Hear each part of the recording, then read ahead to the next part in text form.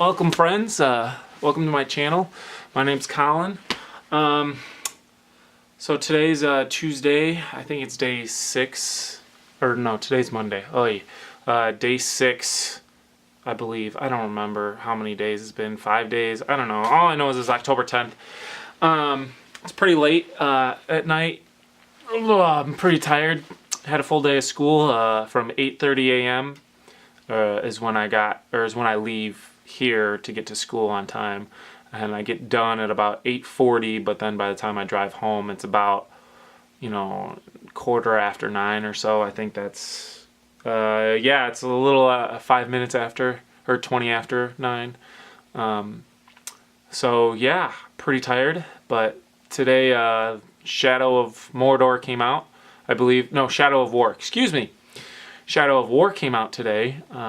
Pretty excited about that. I didn't pick it up. I don't know. I have other games that I'm playing right now. I really enjoyed the first one a lot, but I've kind of been a little bit more leery about purchasing games lately, for a multitude of kind of like reasons. First of all, I have a bunch of games that I still haven't touched yet.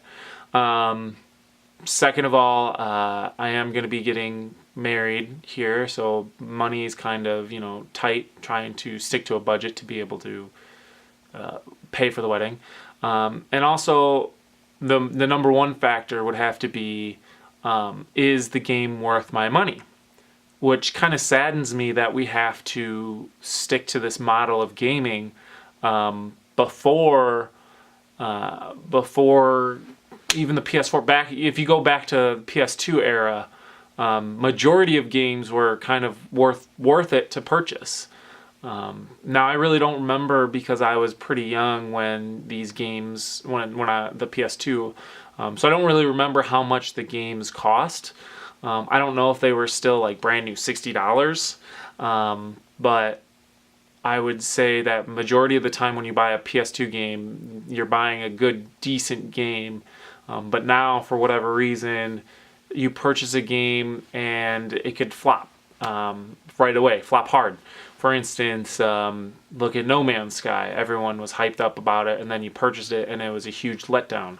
And I felt that I wasted my money on it. So I basically have a disc sitting there with, just worth nothing. It'd be different if it was still worth, if you go to GameStop and traded it in and get some decent money, but I'm sure you'd get like 50 cents for it. Or they may not even take it, honestly. So, I mean, things like that just really sadden me, that you have to wait for game reviews and everything like that, because even if you're shown all the gameplay footage beforehand, that doesn't mean it's going to be a good game. For instance, look at Assassin's Creed, I would have to say Unity. Look at Unity. Everyone, it looked good, but then you get it bugs.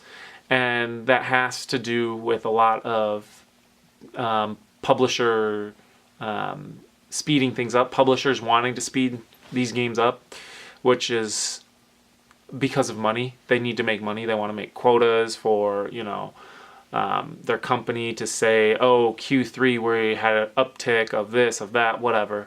So I think it's really important for game publishers to realize this and look at themselves and listen to the gaming community and say, hey, when there's a direct correlation between pushing a game for an earlier release date, or trying to make it quicker. I don't know what the word I'm trying to think of, but rushing a game. There you go. Rushing a game rushing a game sooner, and having a negative release and hearing negative comments from the community, the gaming community. I'm sure there's a direct correlation there, and publishers need to see that and say, hey, we actually need to let our developers take the time to perfect a game. Maybe not necessarily perfect, because now in this day and age we have updates, but you shouldn't be having issues like huge game crashing bugs that just ruin the user experience. You need to make sure your game is full-fledged and you don't cut any corners.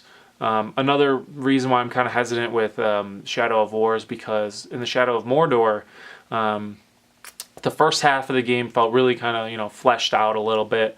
And, you know, the halfway boss was really fun, really enjoyable. I enjoyed that. But then the second half I felt was not fleshed out. It seemed very repetitive of like, oh, we're going to do exactly what I did in the other, you know, in the first area of the map. And now we're just going to do the same exact thing again in the second map with just a different map and stuff like that.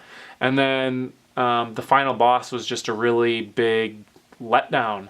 I forgot what it was. I don't even remember the castle of Sauron, I think it was. I don't remember. It's been that long since I played it.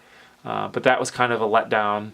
And then the actual facing Sauron was a huge letdown. They turned it into a quick time event. Like, it was a huge setup to be this huge battle. It should have been a huge battle between Sauron, the master of the One Ring, and the Ring creator. Like, come on now. Like, it was meant for an epic battle, and you gave us a quick time event, and I was so disappointed.